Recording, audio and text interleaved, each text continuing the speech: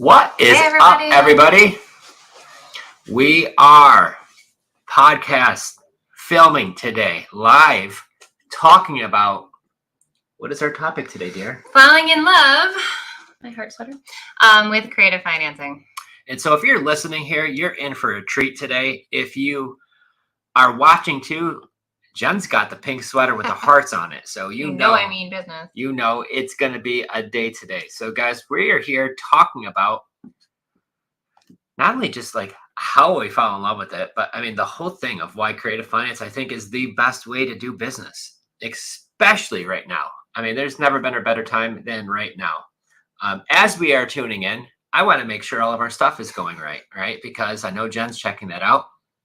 Because yeah, now with StreamYard, we are on our Creative Finance Playbook Facebook page. We're on our YouTube channel. We're going to be up on all the podcasts, the same thing. And it should be streaming live right on our own Facebook pages and Instagram. So guys, like if you didn't think you got to see us before. It's not on Instagram. Well, not on Instagram, but y'all in for a treat. So falling in love with real estate. And then we'll get into falling in love with creative finance, right?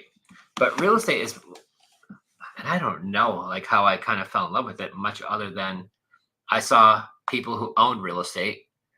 And I saw some of the great things they had from it. I saw a lot of money. I get started way back, but my grandparents. My grandfather came to this country from Italy, could barely even speak the language.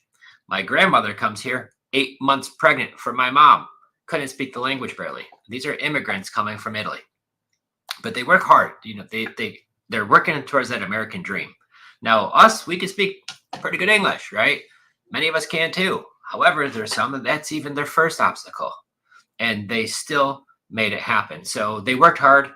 There were many stories out here of my grandfather like never being home, and once they started having kids, like they didn't even recognize who this guy was that just would pop in once in a while. But they worked hard, and what they ended up doing was they ended up buying about a bunch of rental properties.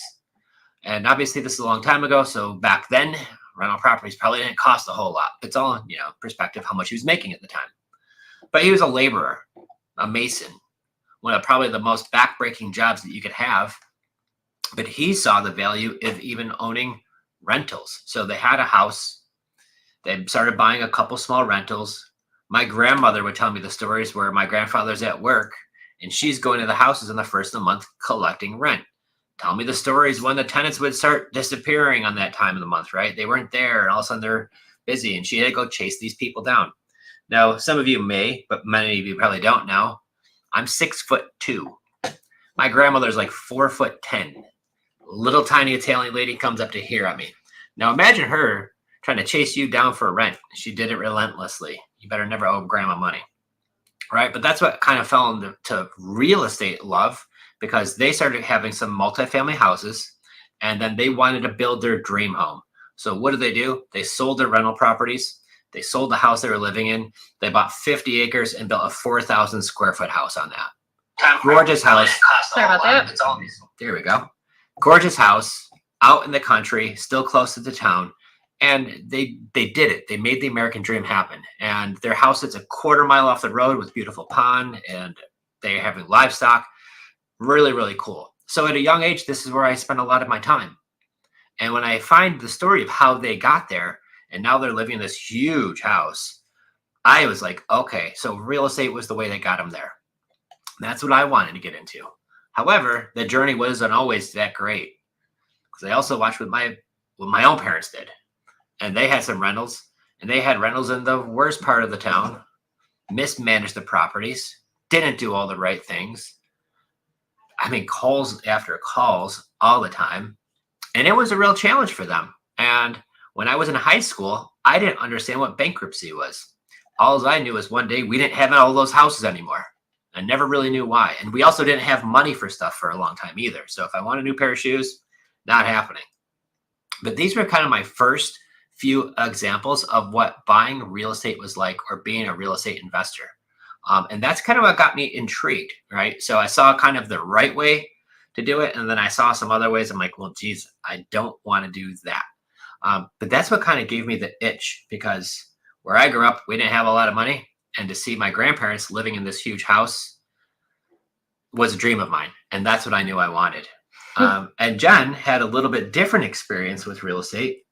Yeah, well, my parents never were landlords. They had their own house. My father inherited, took over a company business. And looking back, my grandparents did have a little rental property on Main Street there. So it's kind of funny to think about that. And so, I don't know, I just always, when I started renting, I had a dog and I hated being, having to abide by all the rules and couldn't find a place for my dog. So that's where I immediately, as soon as I could, with my teaching salary, bought my first house, 2006. So and that was what was shocking to me, because here I meet Jen.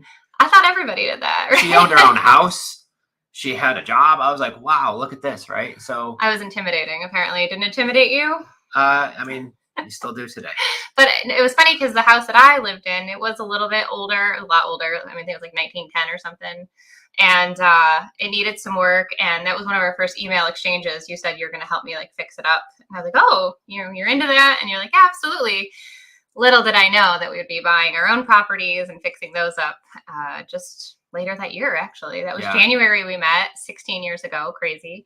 And by the end of the summer, we were buying our first rental property together. Yeah, we were in Las Vegas. It was in August 2008. Trying to enjoy a sushi meal, I believe. And I'm all Caesar's upset Palace. I'm talking with like the realtor who is supposed to be helping me on the deal. And she's like, no, I'm like, come on, we got to get this deal.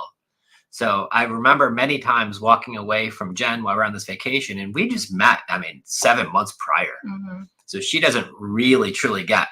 Well, I didn't even have the mindset back then. I was very much like, you go to work, you clock in, you clock out, and you're done. And it took me a while to be okay with working while we were on vacation, for you to have to step away from a dinner and take a phone call. And I know some people have a hard time with that. And I know boundaries are a real thing, and hustle is a season, not a lifestyle. But shout out, Tom. To get to where we're at today, it was those small wins along the way of stepping out to take that realtor call, of taking a look at some really yucky houses back in the day, to take a chance and, sign up with a coaching program that pushed us out of our comfort zone and got us on seller calls and closed our wrap deal, the first one we did. So it's just crazy looking back throughout all the ways, but so in the beginning, we're going to go 2008. We're walking through Birchwood. Did I walk through? Oh, there's been plenty of times. I think I walked in and walked right back out. I remember hanging out outside. She was rough, that house. It was a little stinky. And I was just I didn't really know what you were doing. So I think I had a book with me. I'm like, I'm just let him do his thing. Yeah. Supportive girlfriend. So great girlfriend, I will tell you that. Even a better wife.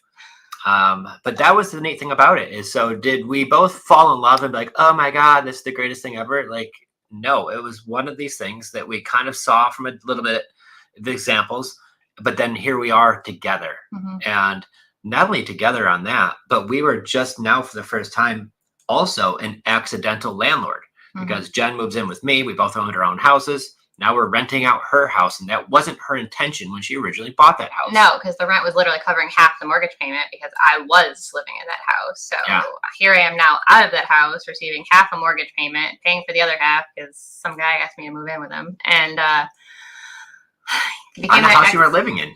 Accidental landlord. And my friend at the time, oh, hi guys, there's a bat in the house. Do you remember that? I do. I think there's a couple other issues that happen with the heater or this or that. As a landlord, you know those are real things that happen. So we eventually sold that house. I did make him wait until after I got the second ring. I had to put the rings on it first, but then mission accomplished, right? But yeah, we, back when we started, it was very complicated to me. So I'm like, that's what other people do, right? Like, so that first step of like getting that understanding of what it is to be able to own other properties, because there's such a stigma when you're not a landlord, like what landlords are. And I think sometimes you have to really work on that mindset to understand, like, you can be the really great landlord and the person that will fix all of the problems and find the right tenants for yourself. And there's always going to be sticky situations. People are people. But that was huge for me. Well, and I think about it too, because when we first met, this is, first of all, there was many reasons why I knew Jen was a keeper. But let's count the win. I was kidding. Well, it is Valentine's Day tomorrow, so we can spend a little time doing that, show my appreciation and love for you. But really, what it was boiling down to is she would come with me to some of these nasty houses and do a walkthrough, where I was like, wow, there's a couple maybe walked in and walked out a lot faster than I did, right? Because she's seen enough and smelled enough, but she was coming with me. But then the next point, and I don't know if you remember this or not. So we buy that house and it was a fixer-upper. And I remember being in the car business.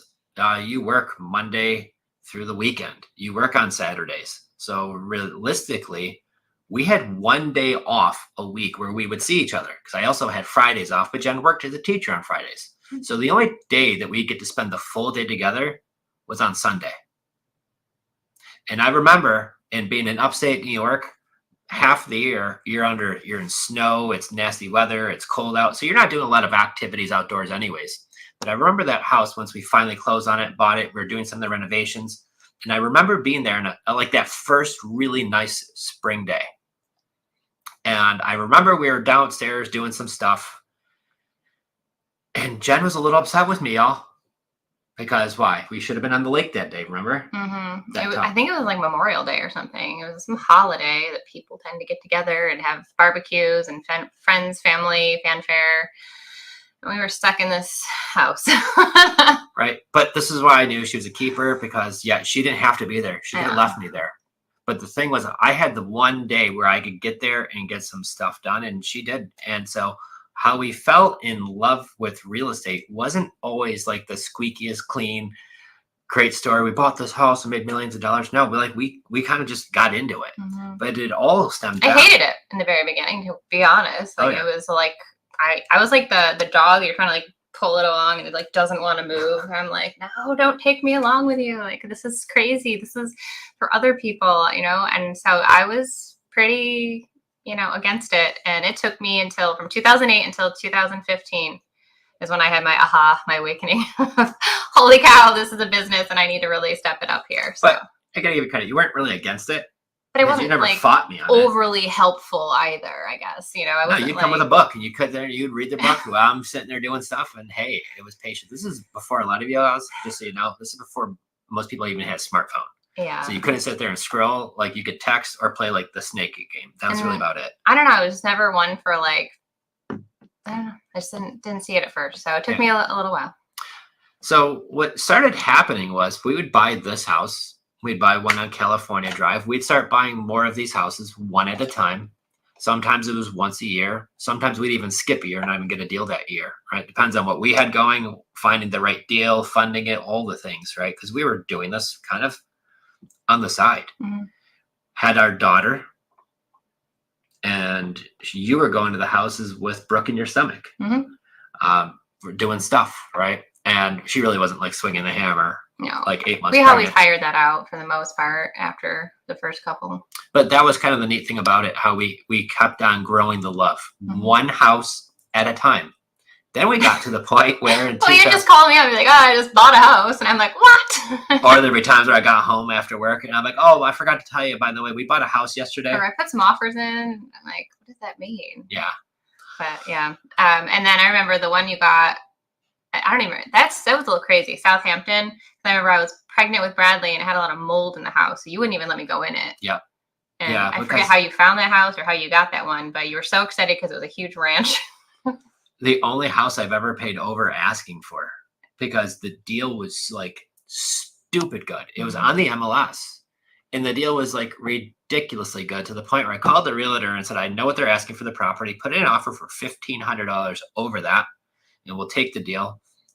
We did a walkthrough, and when I did, there was mold in the basement, but there was people living in the house, and the shower in the master bathroom didn't have a drain. So every time they would use it, the water would go in the basement. So they stopped using that one and they all used the other shower, and the other shower had like black mold from like the shoulders up all around the top. So it was like really bad. So when you're pregnant, I'm like, don't even come to this house. It's definitely a fixer upper. And we got to see it when it was all done, though. It looked gorgeous when it was done. All those bathrooms looked a million times better. I mean, everything got ripped out, put all back in. But it took some time, right? So I would say we definitely had some challenges along the way. Just one of the houses that we bought it, Conrad, and I finally go to take Jen there for the first time, and the police show up because the house has been vacant for like, I don't know, a year. It was a short sale, and if you're unfamiliar with short sales, they are super long. Nothing short about it, especially that one. Yeah. So again, like I was like, oh, okay, that's happening eventually. So I kind of forgot about it. And then my parents came into town, and you're like, hey, I think we went to like BJ's for groceries, and then that was our date night. But yeah, we went there, and I'm like, you gotta come see the house. The neighbors called the cops on us, and the cops were like, "Oh, you just bought it?" And we're like, "Yeah, we have the key." We were like, had the flashlights on our phones going through the house because there was no electric on the house. Oh yeah. So you have these things happen. So was it love at first sight? No, absolutely not. With you, it was. No, how about with real estate? I was talking. Yeah, no, I was not. I was like, oh, whatever. And honestly, there are times where I feel I just shared like a funny reel that I made about real estate, like the highs and the lows and the crazy, like the ups and downs from like getting the deal and then actually getting that deal across the closing table. It can be a little stressful at times. You have to really be good at keeping your emotions in check, which you're very good at. It's like I was in the car business for 20 years. You're literally getting like crap thrown at you every day. Is it the Matrix? You're just like, yeah, I was so matrixing the whole time. Yeah. And so when everything else comes up, I'm just like, again. But I will say, so we buy all those conventionally, we fix them up. We did this crazy thing that we didn't know was eventually #BRRRR, right? Buy, renovate, rent, or repeat. Rent, refinance. Then repeat. There we go. And when he started making me, because again, he's at work, I had to be the person finding all the papers, the LLC docs, like gotcha. My firstborn's certificate, birth certificate, my social security number, it was like crazy times. If you've ever burned a property, it was my least favorite thing to do. So I will say I started falling in love with creative financing because that was so much easier and so much simpler. Like life became easier when we started buying creatively. And it may sound like you're crazy, Jen, but I'm serious. If you've ever bird, this is like, oh my God, it's a million times easier. Yeah. A million times better. And this is why I know I probably shouldn't even say it, but when I came out with that post a couple years ago, I'm like, hey, BRRRR sucks. And everybody's like, oh, you're terrible. You don't know what you're talking about. And I'm like, whatever, not going to fight. But the problem was you buy a house with cash and you maybe have it. Maybe you have to borrow it. And if you've got to borrow it, there's usually cost to that. So every month you're renovating and swinging the hammer. Now, are you swinging the hammer? Or are you hiring other people to do it? Because usually with BRRRR, you're buying these fixer-uppers that you're going to first buy, right? The first part, you're going to renovate. So if you're not doing the work because you're busy at work like what we are, you're managing contractors. And I don't know how many of you had to manage contractors before, but that's just like a coin flip. Sometimes it's great. And oh my gosh, we've got so many success stories, wins of great ones that we did and no problems or very little and everything went to plan and everything's great. On the other side of that coin, you're going to have all the ones that had a contractor rip you off, contractor not complete the work, contractors fighting, leaving the place a complete disaster. Being so tired at night, they, can't do anything else but rest. Doing shoddy work, yes. Yeah, and not lifting a damn finger all day long, but being exhausted to do any more work. Sorry. You're not. I love that about you. So there's so many reasons why managing contractors were just complete pain. And it's like another job of being an adult babysitter. So either you're going to do that and you're going to pay other people to go do all that, or you're going to do it yourself. Maybe you have an unlimited time, but I know I didn't. And that's funny. You're just talking about that part. I'm talking about like all the paperwork at the bank. Oh, we're on our way there, honey. Like the loan itself, like trying to get qualified, trying to do all these things, only to be told. You need more paperwork. Well, yeah. But at the end, they're like, Joe, you're going to get cut off here. You're at 10 properties. Like, your limit's up, dude. Like, what are you going to do? Well, that was part of it too. So we're buying these houses cash, renovating them. Didn't love it, but we were doing it. And then not for nothing, we would definitely in the beginning, we'd have disagreements on what the house should look like. Because he wouldn't listen to me. And eventually, once we started learning Ron, he says, let the woman pick it out. I stopped caring, guys. I used to care. I don't care. Just go do it. Make it look good. You would let the contractor do some like weird stuff. Yeah, don't have old guys be the one to pick out the stuff for the house. Let me just say. Like all I think of is the one house in the kitchen, Ontario View. He put like a leg, like a pedestal leg, like a skinny, I don't even know. It was terrible. Okay. Either way.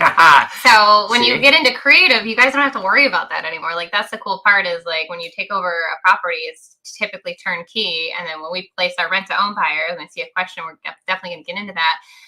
You don't have to worry because the rent to own buyer is a tenant buyer who's going to treat it like their own. So whatever you put in, they were probably going to take out anyway because they're making the home their own. So you stop worrying and caring about the backsplash and the cupboards and the carpet and the paint because it's going to become someone else's home and you're not responsible. Yeah, because you want to talk about how many houses would we burr? We'd buy them, we'd renovate them. You put a new carpet.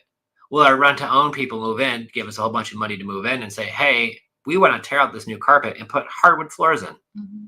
How do you say no to that? They're paying for it. Yeah. But now here it is. We just spent $5,000 on carpet and it's all getting torn out. So that's why we've learned with rent to own.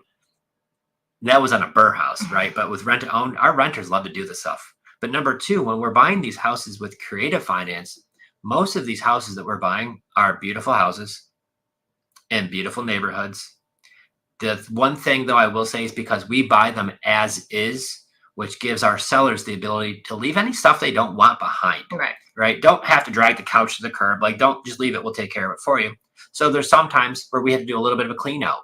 Yeah, you have to really consider yourself like a little bit of a concierge service when we're buying creatively, guys. And I think that's something, too, where people struggle with, well, why would you pay all their closing costs? And why would you let them leave some stuff behind? They're giving us their 2.5% interest rate and with $100 down. I'm able to get into this house with closing costs. And so I'm willing to shell out a little bit for a dumpster or to get some people over there to remove, what is it, a pool table that we have to take care of. She's leaving a slate pool table in the house in the basement. And she said it's a really nice shape. So I'll probably just leave it there and offer our new renters a gift and say, there you guys go. Here's a new pool table that comes with your new house, right? Yeah. It's in the basement and it's really nice and, but this is what happens, guys, why we love creative finance, because in 2015 is where I got Jen real good and got her completely roped into the real estate business because I don't know what happened with the county, but for some reason, the county would mail the tax bills instead of to our house or to our P.O. box. And I have no clue how this happened, and nobody knows. Not even but from the county knows. But all of our tax bills were getting sent to one rental, which we've never had that authorized. We never had that. But all of them are going to one rental. Well, our renters were getting those tax bills and chucking them right in the garbage. And at that time, we had 4 properties, and they send you like bill after bill. So we're talking probably like 25 different envelopes, tax bill.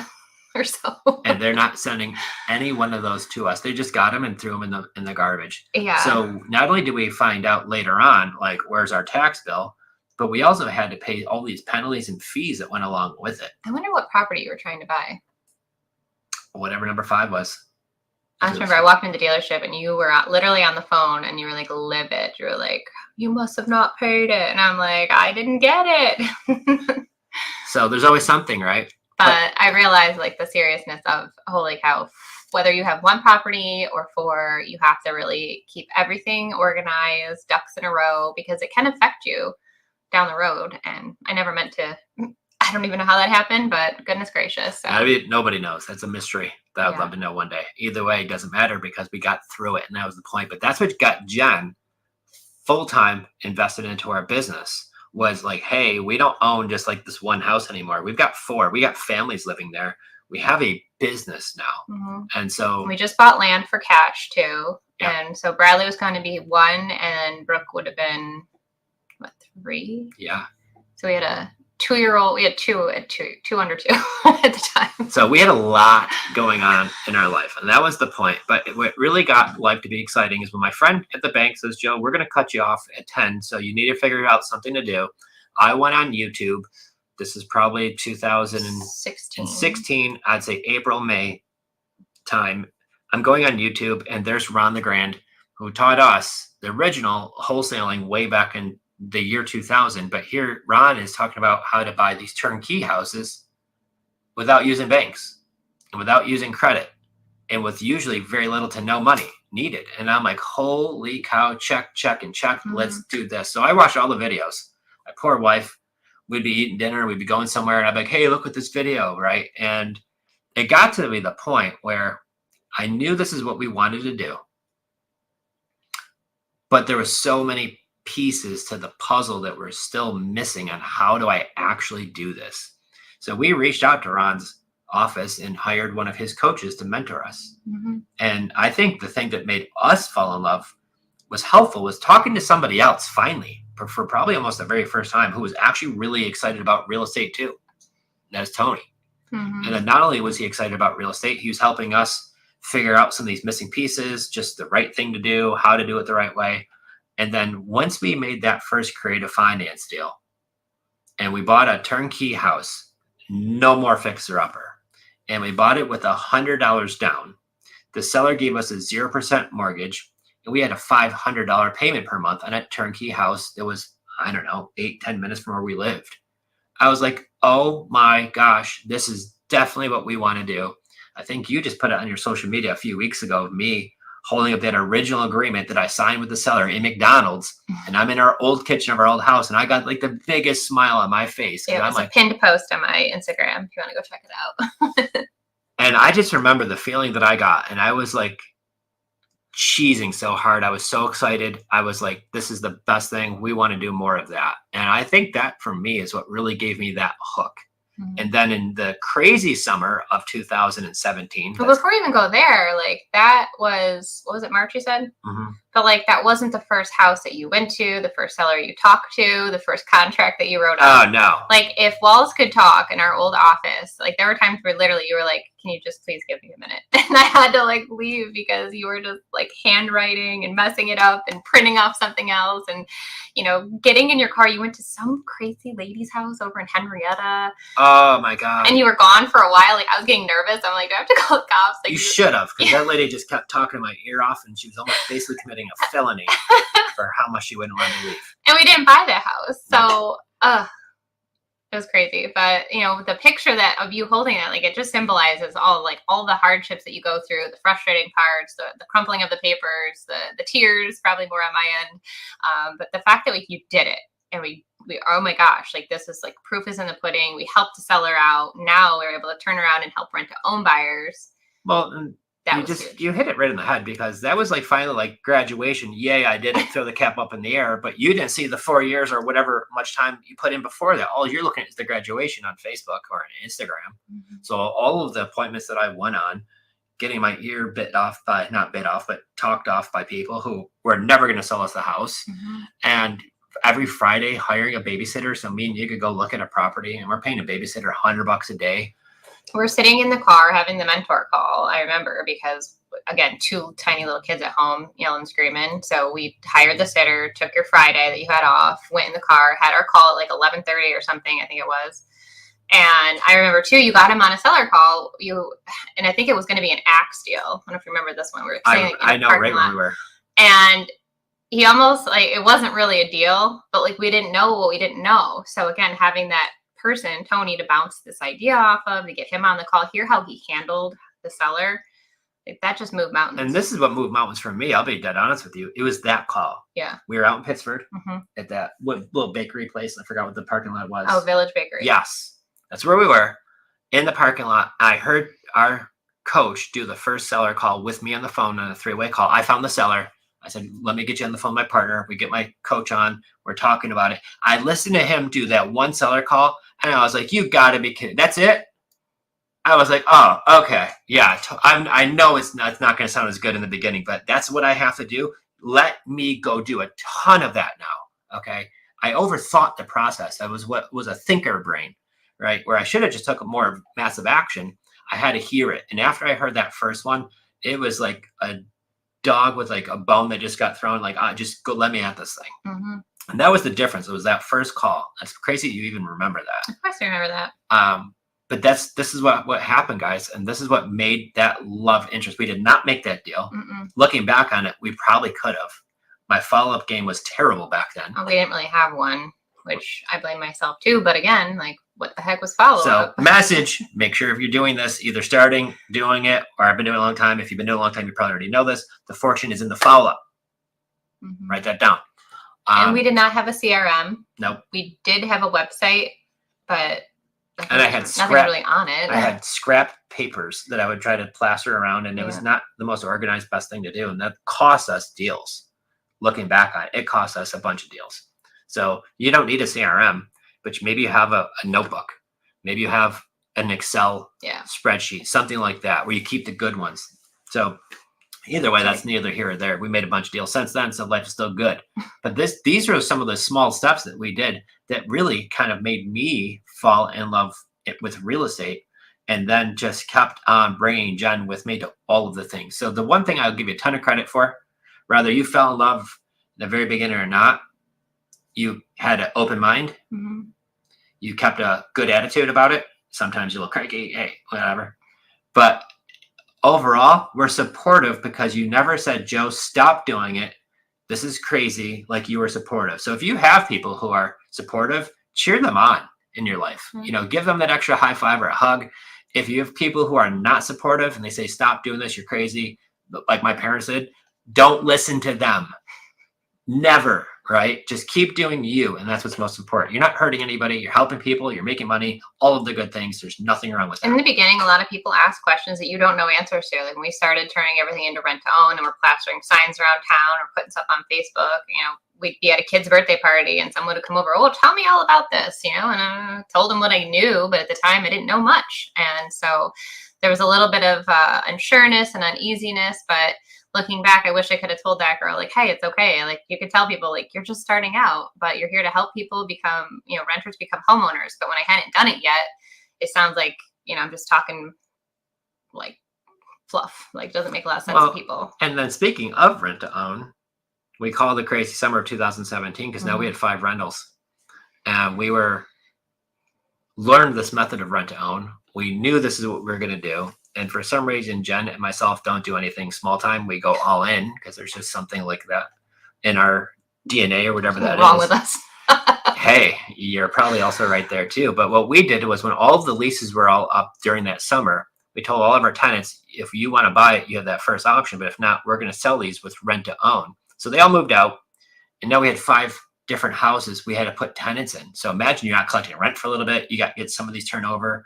One of them had fleas that the minute you'd walk in there, they'd start from your toes, go to your head in like 2 seconds. And so all the things, right? So you got exterminators at one, contractors at another, nothing major, but like the floor got a little bit ripped up in one of them, I remember. And then we had one sit for a little bit. So on our daughter's birthday, the pipes froze. Water leaked in the basement, I think it was. And I had to walk down there with my work clothes on with that much water in the basement. That was such a crazy story though too, because I sent a buyer over there to take a look and like, oh, the lock's not working or I can't get in. The lockbox? No, there's no lockbox because she was at the front door. There's a note on the door and there's a car in the driveway. And I'm like, what the heck is going on at this house? Enough to warrant you to have to go check on the house. So I left work early on our daughter's birthday. We're about to go to birthday dinner. I leave work. I got my work, nice dress clothes on, drive like a half an hour drive to the property. I get there. The note on the door is from the utility company. Want to do a meter read. Take that off. The lockbox on the door. She didn't go to the side door. She was at the front door. The side door is where the lockbox was. And then the car in the driveway is the neighbor's car. And she parks it in our driveway because she was shoveling out her driveway. And for some reason, that's just what Carol does. Carol, she's like the mayor of the neighborhood. She does what she wants. Okay. So, but it was really a blessing in disguise because it got you over to the property. Were you opening the door? I was trying to open the door. I'm like, well, let me make sure the lockbox works. And for some reason, when you're on the side door, you can see directly into the basement. And I could see the basement light is on. And I was like, I could see water on the floor. What the heck is that? So I open up the door. I walk in there. And my head just exploded with trying to comprehend all of the things that I'm seeing at once. What's going on? Because there's 6 inches of water on the floor. There's water coming from the ceiling. There's a pipe burst on the side, and that's pouring water everywhere. And I'm like, oh my gosh. And I'm running through the water, take off my shoes, roll up my pants. I'm walking through this water, trying to shut off the main. And of course, it's rusty and stuck. So I am just heaving all I got. Thank gosh, I got it closed. Now I'm trying to make heads or toes. And all that was the digital thermostat. Mm-hmm. The battery went dead. So it never told the furnace to kick on in the middle of winter in upstate New York. So what happened was a pipe in the basement just pushed out where it froze and it was dumping water on the floor. How did I see water when I was in the basement coming from the ceiling? Well, that's because the toilet that's on the first floor, and we only had one bathroom there. Well, the tank where all the water goes turned into an iceberg and it cracked it. And the water hose that goes and directs the water is shooting out onto the bathroom floor, hence water coming down from the ceiling too into the basement. So it was a lot to observe, but then we obviously, within 20 minutes, we had the contractors there, windows, fans, drying up everything. I mean, it was like it never happened. We had to put a new floor, but toilet, it was all fixed. But it's all those little crazy things to where you have to be, as a business owner, you got to be able to be quick on your toes and be able to help figure out what I do in these situations. Problem solving is just 90% once you accept that there's just going to be problems, small ones, big ones, crazy ones, mostly people problems, and just trying to figure that out, and obviously structural things too. But and meanwhile, I'm trying to text all the contractors while I'm like rushing home. And again, I'm like, "Are you okay? Like, what's going on?" But we all go through that, and it's part of your story. And you look back and laugh, and now we're like, definitely should write a book because there's a few stories to be had there. But having the flexibility to be able to walk away, so that was what, 2017, 2018, it probably just turned then. Well, and this is where our coach talks about having a rhino mentality. Mm-hmm. And a rhino mentality's got thick skin, trying to penetrate that thick skin is impossible to do. And they're trying to get in front of a rhino that's running full speed. I mean, there's nothing that wants to mess with that, right? And it's always full speed ahead, having some thick skin, being resilient when it's your daughter's birthday and I have to rush and I'm in water and turning off. Yeah, we had 5 properties and we quickly placed a couple of the tenant buyers. And then we had a couple that sat for a little bit because we were really looking for the right tenants to move in, have this pipe burst. So now it's 2018. Like, if you told us in 2018, guys, just stick with it real good for the next 2 years, you'll go full time, I think we both would have laughed. Oh my God, I'd still laugh at you. I would be like, yeah, okay, whatever, right? But that's what can happen, and you don't realize it if you just keep your head down and you focus on the task at hand and you do the thing that you say that you're going to do day in and day out. Take breaks when you need to, rest if you're tired, but then get back up, roll your sleeves up, and get to work every single day. And I might have some of my old friends watching this right now, so if I do, I mean this with all due respect, but I'm going to talk a little smack. Because when I had my full-time job and I'm having to run out the door to do this, or I have stuff going on, and I'm buying houses, I can't tell you how many said, Joe, you've got a good job. It pays 6 figures. Why would you need to do all this real estate stuff on the side? Why don't you just focus on your job? Well, I did focus on my job, and I did really phenomenal work at my job. And if you're watching, you all know that. But the more important thing, as I used to say all of the time, is always create your side hustle. Because you never know when this job might dry up. You never know. It might not be here anymore. What happens if something happens, right? You want to have a side business always going. Don't ever put all of your income into one basket, guys. And I think that's what happens to a lot of people. You lose that one basket. That's all you had. So my philosophy was, I want to be able to retire wealthy with my wife. The goal, before I even met Jen, was to travel the world with my queen. And then I found her. And these are the things that we still want to do more of, right? But I knew it wasn't going to be just with my job. They gave me 2 one-week vacations per year. You're not traveling the world with that kind of time off. You could get maybe somewhere, and by the time you get there, you got to turn around and get back pretty quick. So that wasn't the lifestyle. But the thing was, which was important to me, was I had that side business going.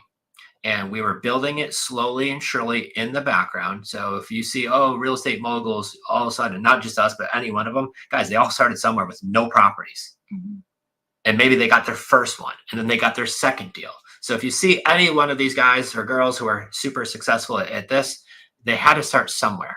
Okay. So don't freak out if you just started on your first deal. Everybody's got to start somewhere. That's great. But it was the small little effort consistently. And sometimes we paused. Sometimes we didn't touch up real estate for a month, right? Or 2 even.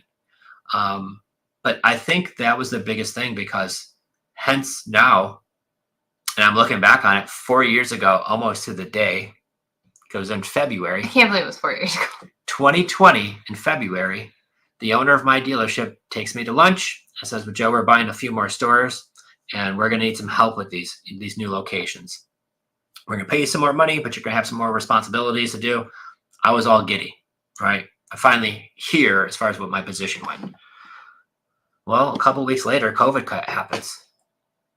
4 years ago, guys, COVID happens. And March 12th, which is my anniversary, was the last day I went to work, 2020. Mm-hmm. And every year, that day is a little special for me.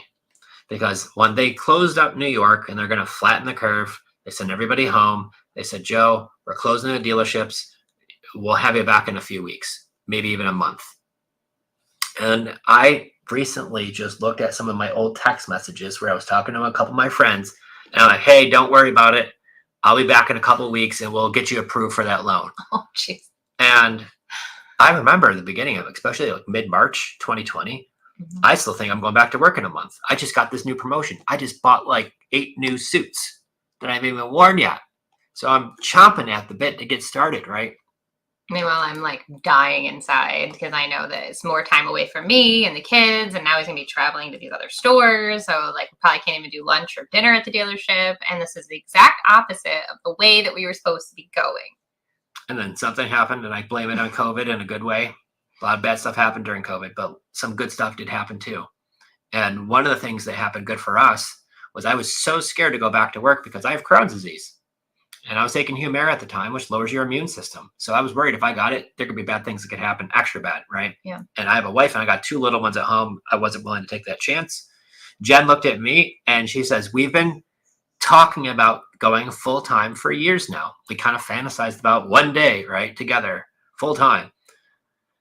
But it was always one of those things that where, maybe one day, but it sounds great, but I got these golden handcuffs that are tying me to this job.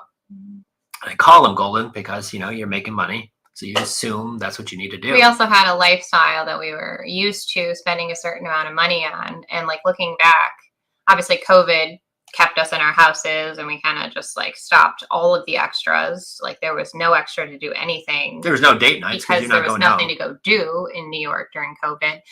But like you don't need a pandemic to be super disciplined with yourselves. And, looking back on the sacrifice, it really wasn't much of a sacrifice, but it just was what it was. Like, cutting all the subscriptions of unnecessary things, unnecessary spending. You didn't need new clothes. You didn't need anything. There's no takeout, none of that. We just kept bare bone expenses. And we worked on our craft and we worked on talking to sellers and negotiating deals. Right in the beginning. Yeah. Right from the jump. Plugging into anything and everything online that we could, networking on Zoom calls and meetings. Well, and I think that's really was the crossroads for us. Mm-hmm. Was we knew if we're going to walk away, I was going to walk away from this job. And this was our income. We know real estate. I've wholesaled the deal. We've done some fix up properties. We've bought now a couple properties on, creative finance, seller finance, and on a wrap. So we knew we could buy real estate without banks. And I will tell you, and Jen's like, hey, you're not going back to work. She saw the vision way before. I'm still scared. No, I'm kidding. No, but back then I was scared. I was scared. And it was a little unnerving too, because it seemed like some people were getting like promotions and raises and people had extra money. And here we were like, just stay focused and like stop looking at what everyone else is doing. Because down the line, years later, like some of these people have questionable, like, is their job still going to be there? Are they going to get laid off? And now, like, we have our destiny in our own hands, like going back to what you said before, not having to rely on somebody else. And like, there's comfort in that, knowing that we are responsible. For 4 years. Even though we were super scared in the beginning, like, again, that mindset shift of now we're able to take care of that. Yeah. And I think that's really was the key for it. And so what made me fall in love with real estate just kind of happened in a weird way that like it now saved me. In my eyes, it saved me because I had some family that worked at the hospital and there, you hear horror stories of people getting really sick with COVID, some people passing away. We had actually one of our clients pass away from COVID. Mm-hmm. So it's, you see what the mess and the ugliness it could do. So it was really scary. So if it wasn't for real estate, I wouldn't be here right now. I'd have to go back to my job. I'd have to, right? And that Mhm. was the neat thing about it. Now, fast forward, don't get me wrong. I do eventually get COVID. And I realize for some reason my body just says F you to COVID, and I don't get really that sick. I had it now 4 times, and every time I feel fine, as weird as that is. So what was scary, right? All these scary things, it really helped us stay super focused. We eliminated some of the bills that we just weren't paying, or not paying, that we didn't need. We were paying them. Unnecessary, yeah. Just like take a triple look at all your expenses. It adds up so quickly. Like, oh, I forgot to subscribe to that, right? Well, $10 every month. Yeah, like the 12 months. Disney Channel or some Apple TV that, like, and we never watched TV. That was the weird thing. So I still don't even know why we have Netflix, but whatever. It's for the We have kids. children.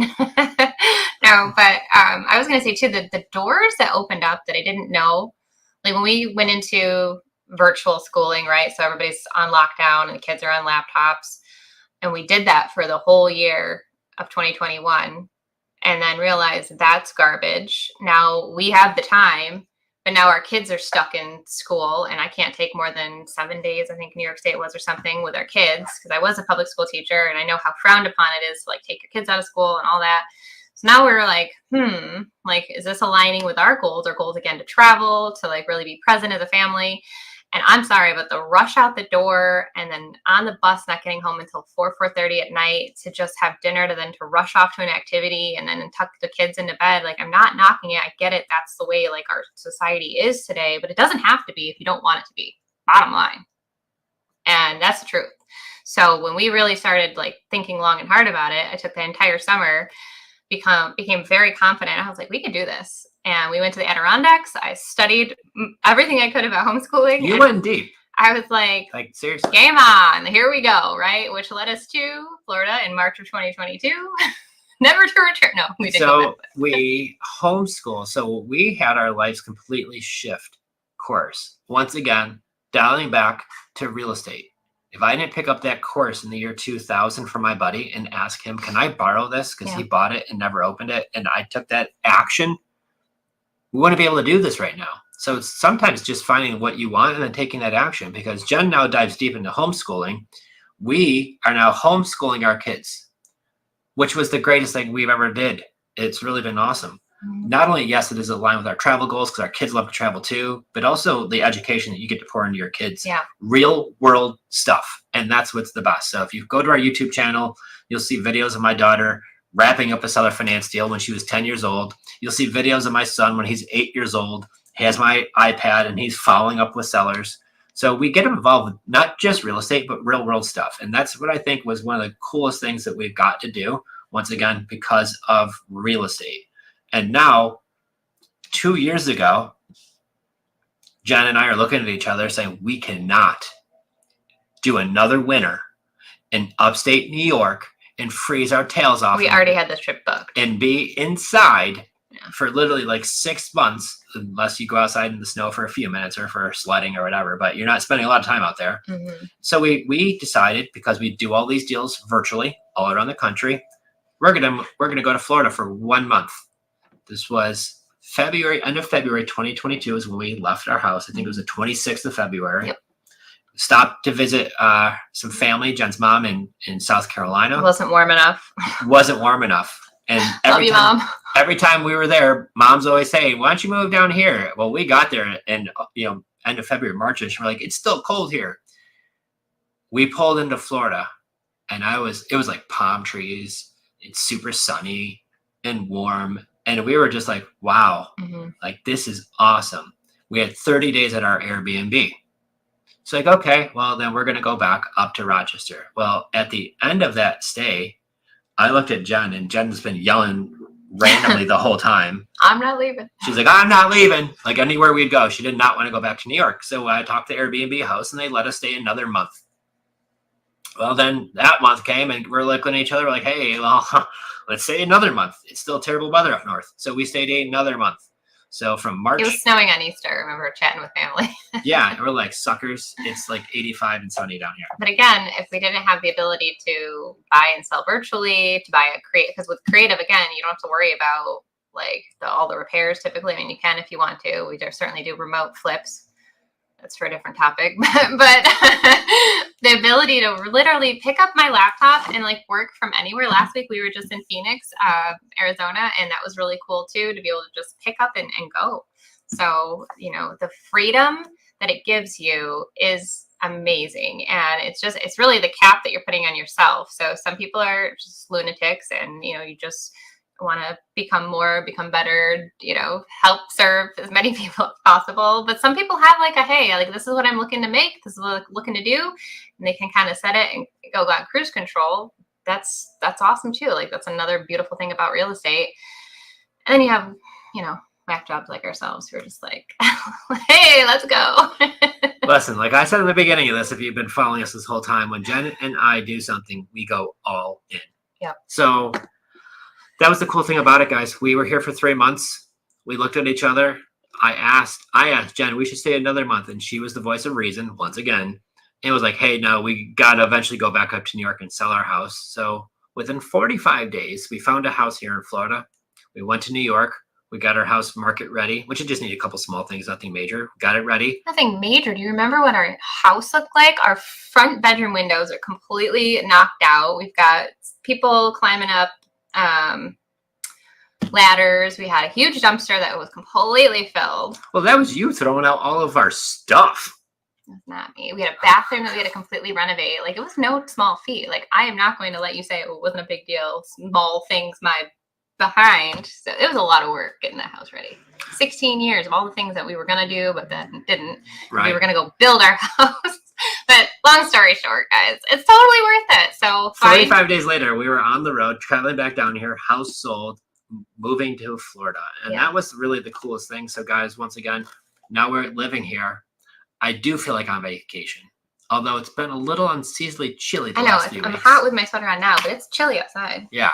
But hey, chilly's still 60, almost 70 degrees. Not that bad. But here was the thing about it, guys, why we got to fall in love with real estate, because we're getting to live life on our terms. Mm-hmm. And the one thing I will say, shout out to my old dealership, but the one thing I did not like was when the bosses would have the behind doors closed meetings. I didn't know what they had in store for me next. I didn't know where I was going next. I didn't know if my job was going to be a promotion, a demotion, or just flat out fired, or we're getting rid of that position. Mm-hmm. All the things. Nobody really knows. As much as you think you know in your job, you probably don't. But so this is the thing, is now that we have that, we know, right? And that was what's great for me. Once again, dialing back to like why I fell in love with this business is because of the people. The people that you get to be around are some awesome people. A lot of you guys watching, listening, this is what brings me inner joy. When we do our live support calls with our clients, I am jacked up after that call. Jacked up, fired up. But it's the people, it's the checks, it's the money. Houses are awesome and it's cool. And you're also providing somebody one of the best things you can, which is housing, right? Which is totally awesome. So what aligns with us is helping people, making a bunch of money, living life on your terms. Life does get hectic. And when you do own your own business, I don't care if it's a restaurant, whatever other kind of business it is, like there's times where it might be off hours, but you're still going to get a call, right? So you got to have that flexibility in your life. But then also too, we went to Las Vegas. Geez, maybe we should be going to Las Vegas, girl. We went to Phoenix last week to be on a couple great podcasts.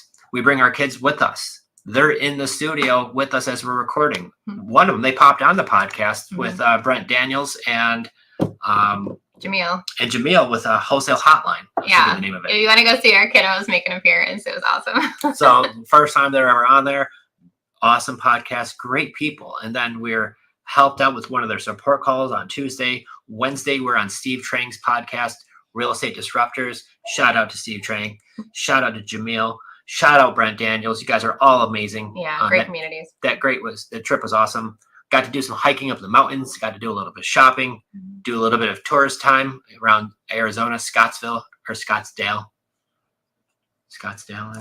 Yeah, I think it's Scottsville back in New York for some reason. Yeah, and we wouldn't have been able to do that had you been locked in your dealership hours or if I had my teaching job or the kids are stuck in school. But, at the same time, like if you love your W-2, like this is certainly something you can build alongside of it and you don't have to leave.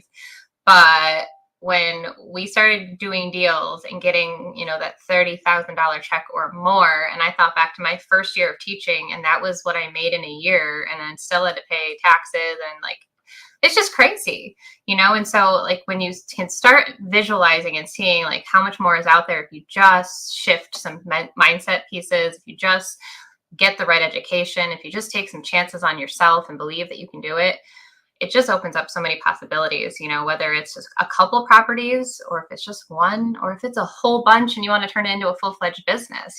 That's, again, like, there's nobody telling you can't, or you have to stop, or it has to be this way. And I think that's why I love creative, is like, no one's stopping us. Like, we can pretty much do whatever we want with the deal as long as the numbers make sense. Well, there was that old song from Biggie Smalls and Notorious Big, "Sky's the Limit." And that's what I love about this business. I love the song, but I love the message behind the song, is the sky's the limit. And I felt like with any job that we all have, there is a limit, right? I don't care how hard I worked. I don't care what hoops I jumped through. My boss is never going to pay me $1 million a year. No, and I could stay all night long and work my tail off as a teacher, and I was not going to get a penny more. And when I started, and then I meet you, and you're in sales, and there's this thing called commission, and there's like, I'm like, wait, so you do more work and you do more things, you get more money? I was like, that's new, because I was just so used to, you show up, you do your job, and this is what you get paid. And that's just all I knew. And I loved my children that I taught. I loved the school, the staff, the people. Like, it was fantastic.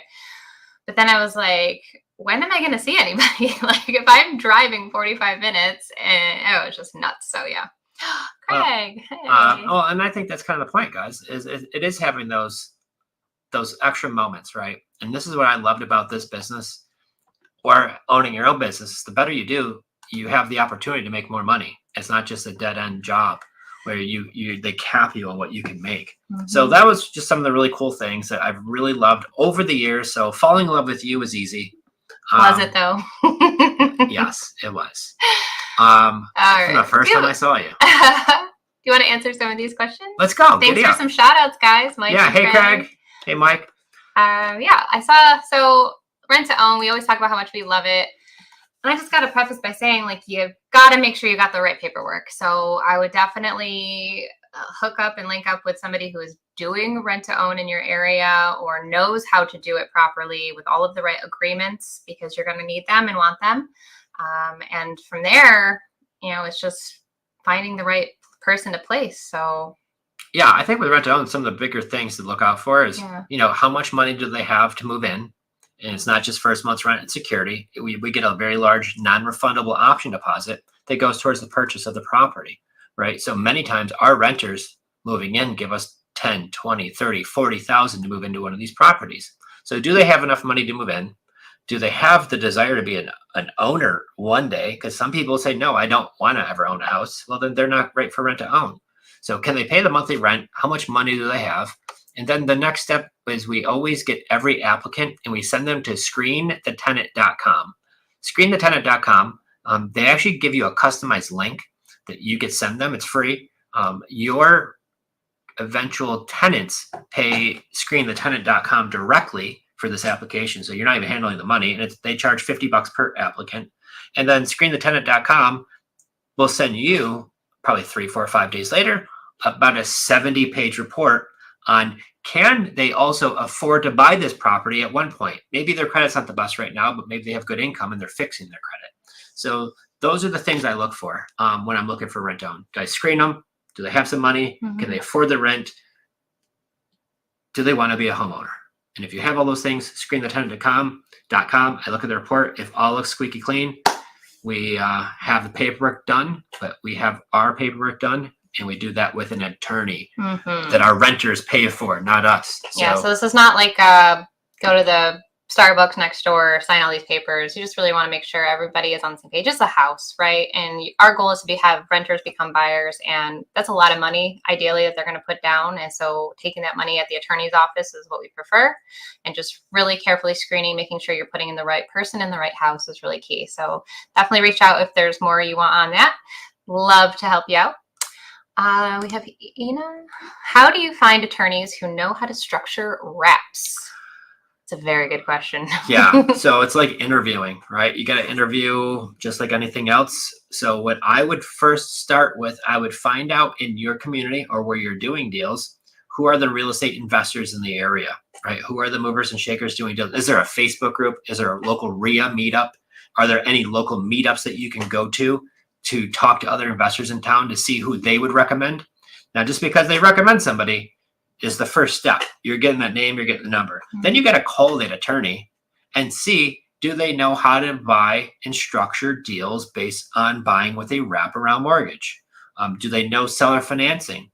Do they work with wholesalers, right? If you're ever going to wholesale a deal. But these are some of the questions I'm going to ask attorney. Now, if an attorney comes back to me and says, Joe, I've never done that before. I don't know, but I probably could. I don't fall in love with that one.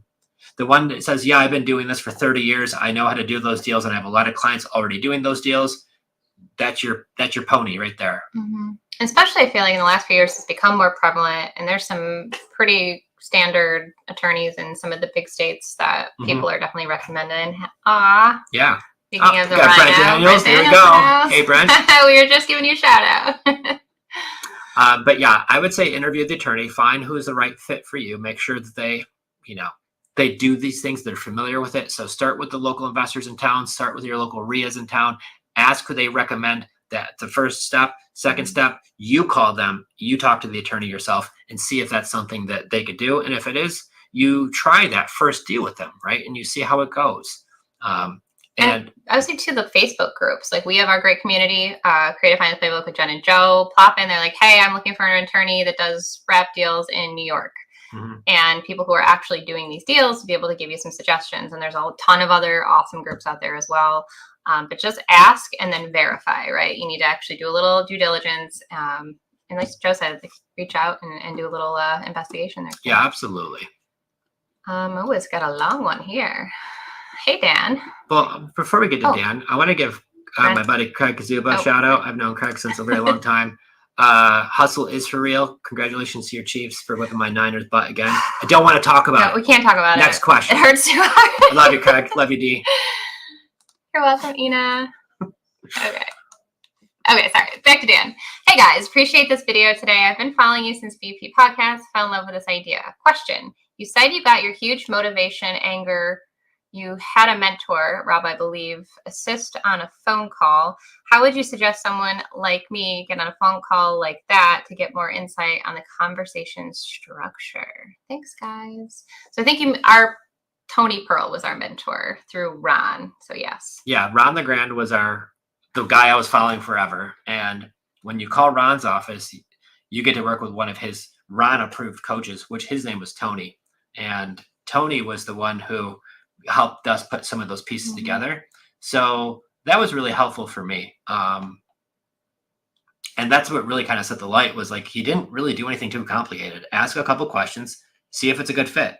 Once you know the right questions to ask and how to ask them, boy, this business becomes a lot easier. So how would you suggest something like that? Get me on a phone call? So you need to find a coach. You got to find a coach. Doing the business, and if that's something that you got to, when it comes to coaches, you got to find people that are resonating with you, that are doing the things that you want to be doing, that you feel confident with. And so again, just like attorneys, but this one I would maybe spend a little more time on, because a coaching business should be something that you are really going to spend time, obviously money, and like really have to gel and connect. So for us, like that was our second mentor. So we were first matched up with someone, and it just wasn't the right fit. She was awesome, but she was kind of doing things a little bit differently than that we wanted. And we were having a lot of student housing. Yeah, student housing. It was hard to connect with her. So we went back and said, hey, like, can we have, another option? And Tony was just absolutely incredible. So do a little due diligence there. And definitely, if it's something you want to talk more about, would love to chat. Here's the one thing I always recommend is, if you're going to work with a coach of any sort, you want to find a coach who's doing what you want to have done.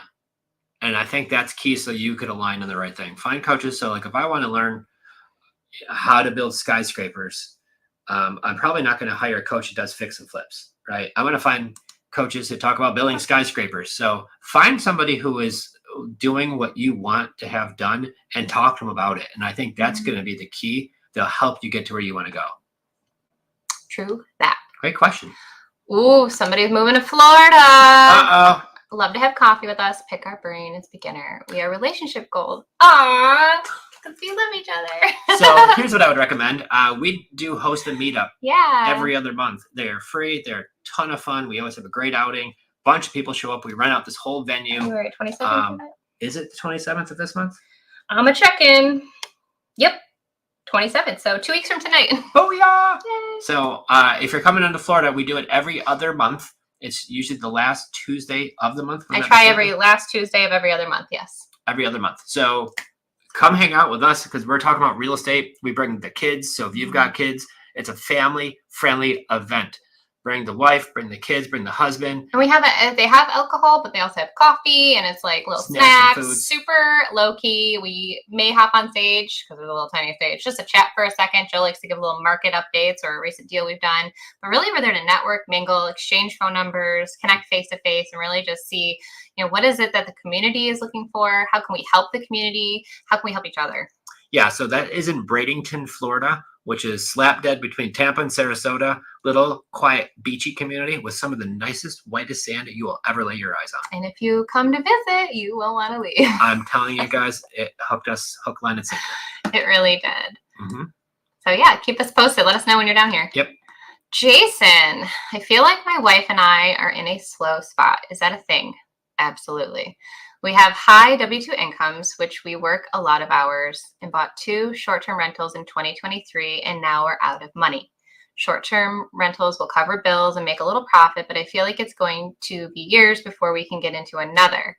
We are trying to replace our W-2 income, but with the progress, we might replace that income by retirement time. We are 34. Thanks for the insight. I lived in Tampa for a while. Y'all are awesome. Thanks, Jason. Jason, well, thank you. Well, first of all, you're totally normal. And Joe and I just shared, that's exactly where we were. I remember it was 2019. We didn't buy a single house that year. We had no properties in 2019. No, we had some. Well, we didn't buy a new one. We didn't buy any new ones. And so you do kind of life happens, first of all. So give yourself some grace there. But then if you're starting to run out of money, that's where the creative switch happens. And that's why I love creative. Yeah. And we got it not because necessarily being out of capital, but for the need to buy them without the banks. Mm-hmm. And then we found out it doesn't need much capital. Mm-hmm. And I'm going to go back to a recent one we did. If y'all were listening 3 weeks ago on our podcast, we were filming live and I actually had a phone call come in and it was a seller. So I answered it. Her name is Becky. Well, Becky, we bought her house because she has a house outside of Buffalo, New York, built in 2013. I know I always talk about it, but she's got this gorgeous barn out back, built in 2018 with the big, huge doors on it. So jealous. She bought this house. She owned it for a long time. She had another house around the corner that she was living in. And this house, she was living paycheck to paycheck. And it was really getting to be a challenge making that monthly payment on both houses. She thought about selling it on the market, but had some stuff in there. So for Jason, the name of the story is, if you listen to that call, we're buying that deal. She said yes to a deal live. We're going to be closing on it, I think, next week. But we call her Becky with the good rate. And the reason why Becky is with the good rate is because we bought that house with $100 down, no credit checks, no income verification checks. We don't need any of that when you buy with Creative Finance. And that's what's cool about it. We have the income, but you don't have to go through that whole process. And that's the best thing about it. We're buying with $100 down. I figure closing costs are going to be, I don't know, $6,000 probably. We'll put an insurance policy on the house in upstate New York. That's about $1,500. So for all said and done, we have a turnkey house. It's a beautiful house. It's 10 years old in a beautiful neighborhood with the big old pole barn out back. It's all new. And we're buying it with under $10,000 out of pocket. Now, there's also a reason why I love Becky with the good rate, $10,000 out of pocket to buy this house. But her payment with taxes and insurance and everything is about $1,900 and some change a month. Well, that property would rent for $2,600 to $2,800 a month as is, ready to go out of the wrapper. No contractors need to be hired. Probably one just to clean out a couple things. That's about it. Check on the pool table. Check on the what? Pool table. Check on the pool table that she's leaving behind. So these are the strategies, Jason, that I highly recommend that made our business just really explode and take off. That right there, and then also implementing the rent to own as what our favorite exit strategy is, because once we buy this house and we have, I don't know, $10,000 out of pocket, when we find the right renter who moves into this house, they're going to give us 20, 30, 40,000 to move in. So really, we don't have any money into it after we get that paid back. We're probably going to be up 10, 20 grand. And then after that, we're going to cash flow $600 to $800 a month, because with rent to own, our renters are responsible for the lawn care, the snow removal. If there's a leaky faucet, they fix that. So they do all that stuff, and they love the fact they get to do that. So that's what's awesome. And then eventually, if they ever do buy it out, we get what's called the big back end check, which we had a couple of those cashes out last year. And from having that happen, I mean, we made on that what I used to make my old day job. Yeah. So you could reinvest that back into your business and buy more real estate, right? And cash flow more properties. So I would say definitely creative finance. And if you guys have any questions, send me a message. We could get on a call. We could talk about it, see how we could help. Yeah, because it's really, and I think too, and it kind of word it politely or correctly, but like when you are making a lot of money substantially in your W-2, you're comfortable, right? And so you almost have to act like you're not. It's not enough. I'm trying to figure out how to word it, because I feel like you were very comfortable because you knew we needed this money to live in the lifestyle, and it's like a lot of money people were making. But if you could switch that mindset and know that there's even more, and the more people you help, then the more money you make, and there's no limit. Like $200,000, $300,000 a year is very good money. Most people don't make that. But when you start making $300,000 just on a couple of rent-to-own houses cashing out. Yeah, or one of our friends shared how he helped his mom with a flip in Miami, and she made $500,000 on one deal. So the deals that you can make in real estate are just phenomenal. I love it. I don't know if I could ever work for somebody else again other than her. But that's really the key there. So I would recommend definitely looking into creative finance. Jason, I think that could maybe help with what you guys are trying to do. Yeah. Facebook user. That was me. Oh, next one. I shared the event. Oh, where is the meetup? Somebody asked where the meetup was, and I shared on the Facebook page. There's an event there. It's at the same place. It's Oscura. It's an adorable, locally owned couple that runs it, and it's just really awesome. Really cool venue. They do meetups there. They do coffee there. It's totally free. We do offer Eventbrite tickets just to kind of keep head count, just to see who's coming. But yeah, bring your kids if you have them. Our kids love making new friends. We have a 9-year-old and 11-year-old. I think the place only holds like 150 people, so we can't have more than that. Well, yeah, we haven't had to worry about that yet. The CEO. I think he was complimenting Jason. Oh, yes. Because I'm not 34. I was like, girl, you look it though. You're so sweet. Okay, awesome. So it looks like we hit all the questions, guys. So hey, the trip was awesome. Thank you so much. Ring that bell. I'm gonna ring it. Here, this is from my. That means it was a great time. Woo-hoo. A bell ringer. So guys, however you fall in love in real estate, your story is gonna be different than our story. Just like how we met is different from probably how you met your wife, right? Or husband. So that's the cool thing about it. We all fall in love in different ways. And just like a relationship, you have to figure out what works best. How do you communicate? How do you, divvy up chores? Who's going to do what? And like all those fun things, So don't beat yourself up if you haven't quite figured out your real estate. I feel like it's a journey, and it's a progress that you're never going to have it all figured out at once. You just keep showing up, having, every day be your best, be a little bit better every day. And if you could put your head on the pillow at night knowing I gave it my all, and if I had a rough day, there's always tomorrow. So happy Valentine's Day to you, Ina. Thanks for watching. Next week, I hope that you tune in because we have, I think we do. I have to double check. Actually, I think we have a really cool guest, but I didn't confirm. I know we have a couple really great ones. We've got Ray coming back on. He had a family emergency that he couldn't make it the other day. And then we have Michael McDonald scheduled to come on too. And he is a young gun out of Vegas who is crushing it. So super excited to have both of them on. So stay tuned. We've got some really exciting episodes coming. And if you ever have questions, drop them in our Facebook group or hit us up at creativefinanceplaybook.com. We'd love to chat. What's your Instagram, babe? Jen Delafave, JenNDLLE. And I am Joseph Delafave. So follow us on Instagram. Check us out. If you guys have any questions, let us know. And if we can help, reach out. There we go. Good job. Happy Valentine's Day. Love you. See you guys.